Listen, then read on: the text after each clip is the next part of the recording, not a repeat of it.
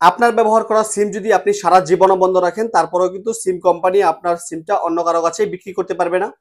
Hello everyone, আসসালামু আলাইকুম। হ্যাঁ, আপনি ঠিকই শুনেছেন। আপনার সিমটা যদি আপনি সারা জীবনও বন্ধ রাখেন, তারপরেও কিন্তু আপনার সিম কোম্পানিগুলো সিম কিন্তু আপনার কাছ থেকে অন্য কারো কাছে বিক্রি করতে পারবে না যদি আপনার সিমটা সারা জীবনও বন্ধ রাখেন। তার জন্য দুইটা নিনজা টেকনিক রয়েছে, যেই টেকনিকগুলো যদি আপনি অবলম্বন করেন, আপনি যদি আপনার সিমটা সারা জীবনও বন্ধ রাখেন, 5 বছর 10 বছর যদি বন্ধ রাখেন, সেক্ষেত্রে কিন্তু আপনার সিমটা অন্য কারো কাছে সিম কোম্পানি বিক্রি করবে না পুনরায়। তো কিভাবে আপনারা এই কাজগুলো করবেন? আর আমরা কিন্তু অনেকেই জানি না যে কতদিন বন্ধ থাকলে আমাদের সিমগুলো সিম কোম্পানি অন্য কারো কাছে বিক্রি করে দেয়। মূলত 450 দিন যদি বন্ধ থাকে বা 15 মাস যদি আমাদের সিমটা একটানা বন্ধ থাকে, সেক্ষেত্রে কিন্তু আমাদের সিমগুলো অন্যত্র কিন্তু সিম কোম্পানিগুলো বিক্রি করে দেয়। অনেক সময় দেখবেন অনেকে প্রবাসে গিয়েছেন, একটা সিম নিয়ে প্রবাসে গিয়েছেন, তখন কিন্তু এসে দেখেন যে এই সিমের মালিক কিন্তু অন্য কেউ হয়ে গেছে। তো এরকম কিন্তু প্রবলেমে অনেকেই পড়েছেন, অনেকেই পার্সোনালি কমেন্টস করেছেন যে ভাই আমার সিমটা আমি বন্ধ করে আমি বিদেশ গিয়েছি, তারপর এসে দেখি আমার সিমের মালিকানা অন্য কেউ হয়ে গেছে। তো এইরকম প্রবলেমে যারা পড়েছেন বা এরকম প্রবলেমে যারা পড়তে না চান, তারা কিন্তু এই টেকনিকটা অবলম্বন করতে পারেন। তো সর্বপ্রথম আপনাদেরকে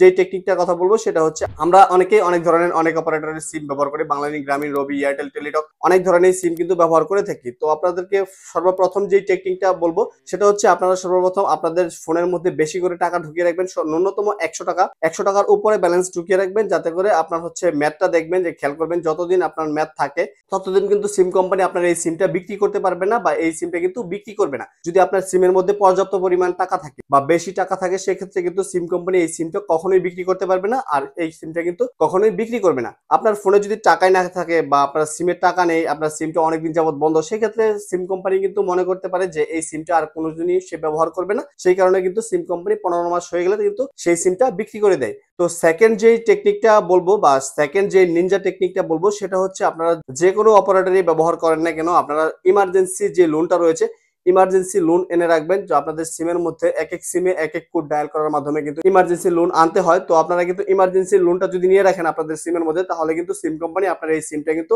অন্য কারো কাছে বিক্রি করতে পারবে না বা এই সিমটা কিন্তু কখনোই বন্ধ করবে না।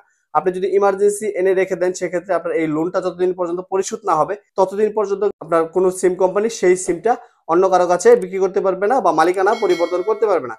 সেই সিমটা আপনার 5 বছর হোক বা 10 বছর হোক, যতদিনই বন্ধ থাকুক না কিন্তু, তাহলে কিন্তু তারা কিন্তু এই সিমটা অন্য কারো কাছে বিক্রি করতে পারবে না। বিশেষ করে প্রবাসীদের এই বিষয়টা বেশি উপকারে লাগবে, কেননা হচ্ছে প্রবাসীরা কিন্তু একটানা 5 বছর অনেকে বিদেশ করে তারপরে কিন্তু বাংলাদেশে আসেন বা নিজের দেশে আসেন, সেক্ষেত্রে কিন্তু এই সমস্যাটা বেশি হয়। তো তাদের জন্য আমি বলবো, এই দুইটা টেকনিক থেকে যে কোনো একটা টেকনিক যদি আপনি অবলম্বন করেন, সেক্ষেত্রে কিন্তু আপনার সিমটা হারানোর কোনো ভয় থাকবে না বা আপনার সিমটা অন্য কারো কাছে সিম কোম্পানি কিন্তু বিক্রি করবে না। তো এই ভিডিওটা এই পর্যন্ত। এই ভিডিওটা যদি ভালো লাগে অবশ্যই লাইক, কমেন্ট, শেয়ার করতে ভুলবেন না। আর চ্যানেলে নতুন হলে অবশ্যই সাবস্ক্রাইব করে দিবেন, আর পেজ থেকে দেখে থাকলে অবশ্যই পেজটাকে ফলো করে দিবেন। সর্বোপরি সকলের সুস্থতা এবং দীর্ঘ কামনা করে আজকের মতো এখানে বিদায় নিচ্ছি। সবাই ভালো থাকবেন, সুস্থ থাকবেন। আসসালামু আলাইকুম।